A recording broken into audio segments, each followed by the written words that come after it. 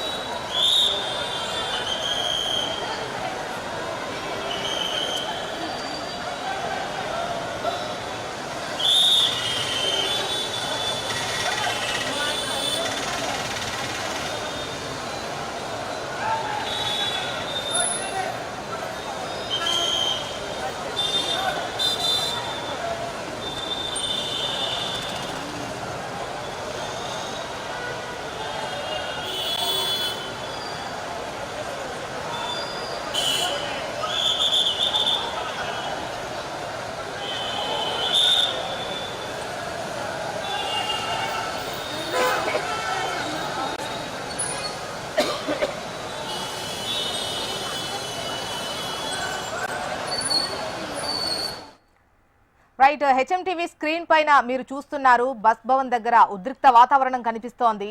అయితే ఆర్టీసీ ఛార్జీలు పెంచినటువంటి నేపథ్యంలో ఈ పెంచిన ఛార్జీలను తగ్గించాలని డిమాండ్ చేస్తూ బీఆర్ఎస్ చెలో బస్ భవన్ కు పిలుపునిచ్చింది.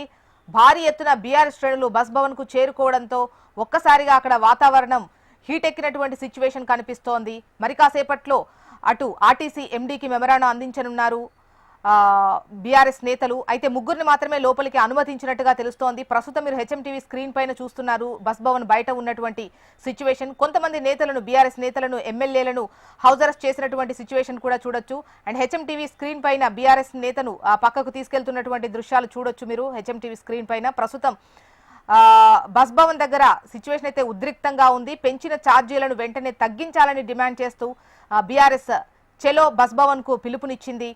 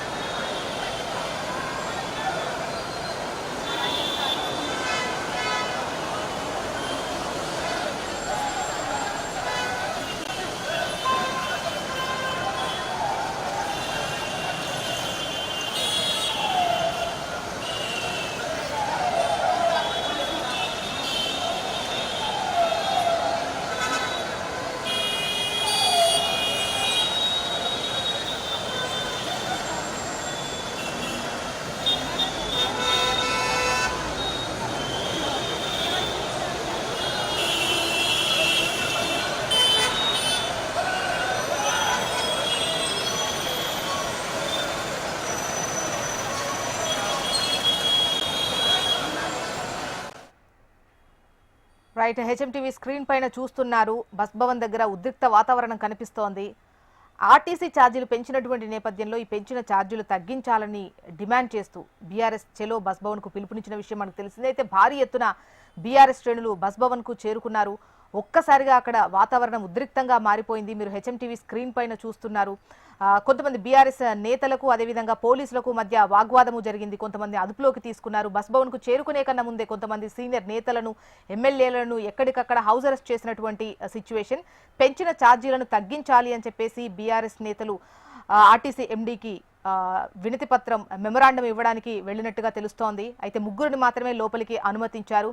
పెద్ద ఎత్తున బీఆర్ఎస్ నేతలు, శ్రేణులు బస్ భవన్ కు చేరుకోవడంతో అక్కడ వాతావరణం ఒక్కసారిగా హీట్ ఎక్కింది అని చెప్పొచ్చు.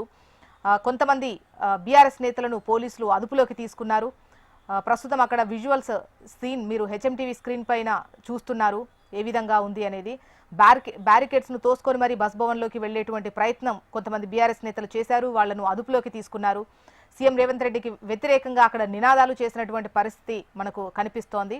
అయితే ఈ ఛార్జీలు పెంచడంతో మహిళలకు ఒక వైపు ఫ్రీ బస్ ఇచ్చి మరోవైపు పురుషులపై భారం మోపుతున్నారు. ఒక్కొక్కరికి 10 రూపాయల చొప్పున, అంటే నెలకు 600 ఖర్చు పడేటువంటి అవకాశం ఉంటుంది అని చెప్పేసి బీఆర్ఎస్ నేతలు మాట్లాడినటువంటి క్రమాన్ని మనం చూసాము.